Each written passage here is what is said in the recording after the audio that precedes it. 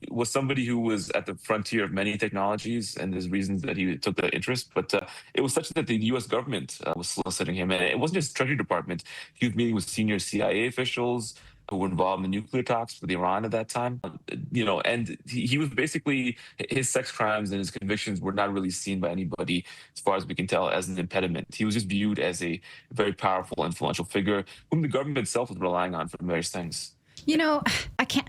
I once interviewed Joe Biden for an assignment, and I had to have a full background check just to get in that room to sit with the vice president. It was a job that was sponsored by Microsoft at the time, and they couldn't do a background check on the makeup artist, so she couldn't get inside the door, right? And so I had to do it myself. How does someone like me, who just sat with Joe Biden for 20 minutes, have to go through that, and they can't see that Epstein has a sex conviction and he gets all of these doors? I don't understand. They had to have known. Or they saw it and it's they not didn't care. possible that they didn't catch this. Well, it's interesting because, an ordinary person like me or you or people watching this, they would have to go through more stringent background checks or scrutiny before they're solicited or by the U.S. government for this kind of work or even met with in these channels.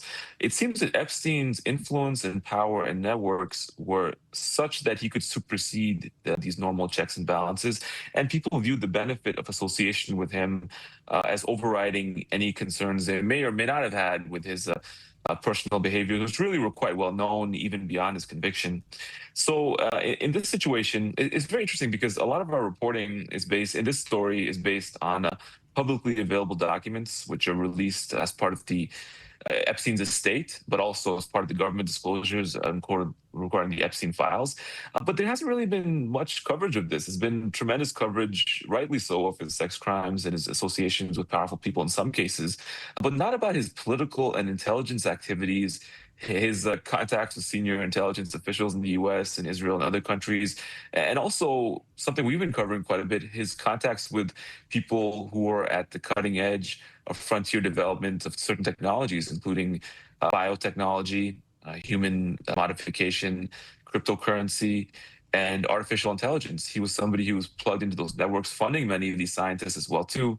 And this is the part of the Epstein story, which I think is very, very important. The nexus between elite philanthropic networks, government, science, and the finance world. That was something that Epstein bridged in his person. And again, if you weren't reading Dropside or watching Redacted, you may not hear about any of this in the establishment media. And that's really the interesting part of it.